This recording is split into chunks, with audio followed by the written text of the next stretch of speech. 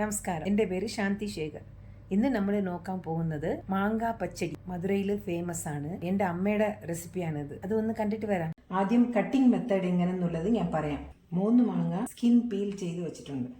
ഇത് നല്ല ഒരു പീലർ ഉണ്ടെങ്കിൽ അത് വെച്ചിട്ട് തന്നെ ഇങ്ങനെ എടുക്കാം. അങ്ങനെ ഇല്ലെങ്കിൽ ഈ കത്തി വെച്ചിട്ട് ഇങ്ങനെ ചിപ്സിന് അരിഞ്ഞെടുക്കുന്ന മാതിരി ഇങ്ങനെ എടുക്കണം. ഇങ്ങനെ നൈസായിട്ട് വീതി നീളം കൂടിയാലും കുഴപ്പമില്ല, പക്ഷേ നൈസായിരിക്കണം. ഇങ്ങനെ ചിപ്സ് മാതിരി ഇരിക്കണം. ഞാനിങ്ങനെ ഫുള്ളായിട്ട് അരിഞ്ഞെടുത്തിട്ട് കാണിക്കാം. ആദ്യം അടുപ്പ് കത്തിച്ച് ഈ പാൻ വെച്ചിട്ട് ഇത് ചൂടാകുമ്പം ഞാൻ ഇൻഗ്രീഡിയൻസ് എന്തൊക്കെയുണ്ടെന്നുള്ളത് പറയാം. ഇത് മാങ്ങ ഇങ്ങനെ നൈസായിട്ട് ഇങ്ങനെ ചീവി എടുത്തത്.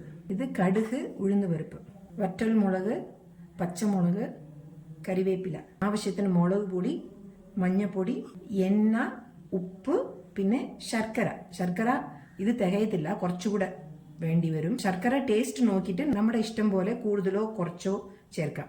പിന്നെ ആവശ്യത്തിന് ഉപ്പ്. ആദ്യം ഇതിൽ കോക്കനട്ട് ഓയിൽ, ഇത് കടുകും ഉഴുന്നുപരിപ്പും,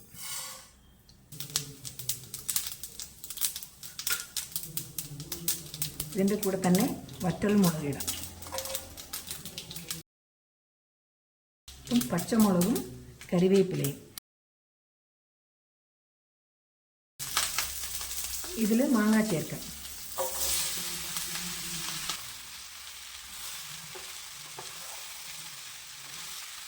ആവശ്യത്തിന് മുളക് പൊടി. ഇത് സാധാ മുളക് പൊടിയാണ്, അതുകൊണ്ട് കുറച്ച് ചേർത്താൽ മതി. കാശ്മീരി പൗഡർ ആണെങ്കിൽ കുറച്ച് കൂടുതൽ ചേർക്കാം. നമുക്ക് കാശ്മീരി ചില്ലിയും കൂടെ ചേർക്കാം, അപ്പം കുറച്ച് കളർ കിട്ടും. പിന്നെ മഞ്ഞൾപ്പൊടി,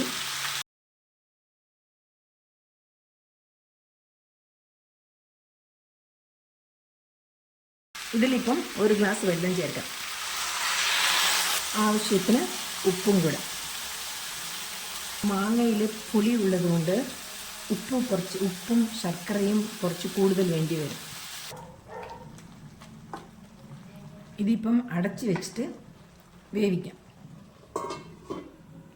ഇതിപ്പം നല്ലപോലെ വെള്ളം വറ്റിയിട്ട് വെന്തിട്ടുണ്ട്.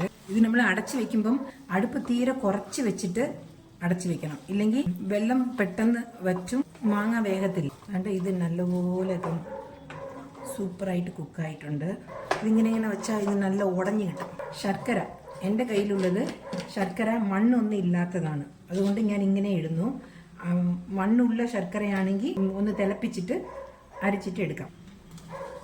ശർക്കര നമ്മുടെ സ്വീറ്റിന് ആവശ്യത്തിന്. ഇത് നല്ല ടു ദ കോർ സ്വീറ്റ് ആയിരിക്കണം. എന്ന് വെച്ച് എരിവില്ലാണ്ടാകാൻ പാടില്ല. എരിവും വേണം, പുളിയും വേണം, ഉപ്പും വേണം, അതിനനുസരിച്ച് മധുരവും വേണം. എന്നാലേ ഇത് നല്ല ടേസ്റ്റ് ആയിരിക്കത്തുള്ളൂ. അതുകൊണ്ടാണ് ഞാൻ കറക്റ്റ് അളവ് പറയാത്തത്. ഇതിന് അളവ് പറയാൻ പറ്റൂല, എന്ന് വെച്ചാൽ മാങ്ങയുടെ പുളി അനുസരിച്ചിരിക്കും. ഈ ശർക്കര ഒന്ന് ഉരുകി ഇതിൽ ചേർന്ന റെഡി. ഇതിൽ ഉപ്പ് കുറവാണെങ്കിൽ ഉപ്പ് ചേർക്കാം, മധുരം കുറവാണെങ്കിൽ ശർക്കര ചേർക്കാം.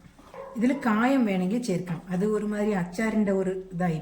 എല്ലാത്തിനും കായം ചേർത്താൽ എങ്ങനെയാണ് അല്ലേ? ഇത് ഒറിജിനൽ റെസിപ്പിയിൽ കായം ഇല്ല, കുറച്ച് ഉപ്പ് കുറവാണ്. അപ്പം ഞാൻ ഉപ്പ് ചേർക്കാം. ശർക്കര മതി, എന്നാലും ഒരു പൊടിക്ക് നമുക്ക് ചേർക്കാം.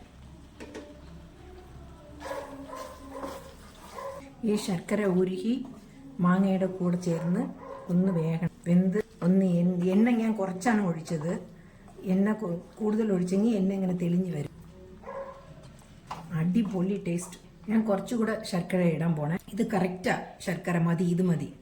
എന്നാലും കയ്യിലുള്ള ശർക്കര കളയണ്ട.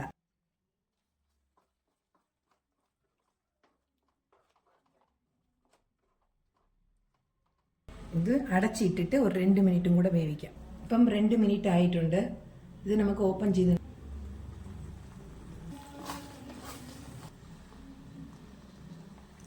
ഉഗ്രൻ ടേസ്റ്റാണ്. ഈ മാങ്ങ സീസണിൽ ഷുവറായിട്ടും ഇത് ഉണ്ടാക്കി നോക്കണേ. ഇത് ഉണ്ടാക്കി നോക്കിയില്ലെങ്കിൽ ഭയങ്കര മിസ്സിങ് ആയി പോകും.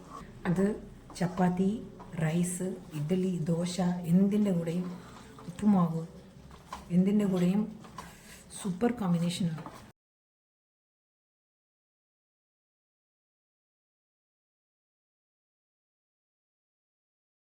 ഇതിപ്പോൾ റെഡിയായി.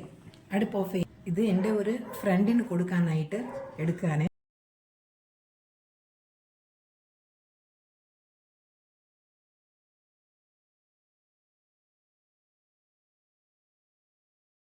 വായിൽ കപ്പൽ ഓടുന്നത് കണ്ടായിരുന്നോ? ഞാൻ എൻ്റെ 2-3 ഫ്രണ്ട്സിന് കൊടുത്തു ഈ മാങ്ങ പച്ചടി.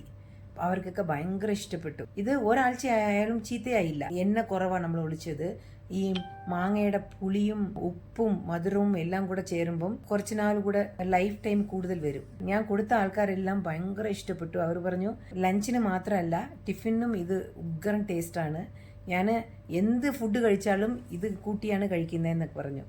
അപ്പം നിങ്ങളും ഉണ്ടാക്കി നോക്കണേ. താങ്ക്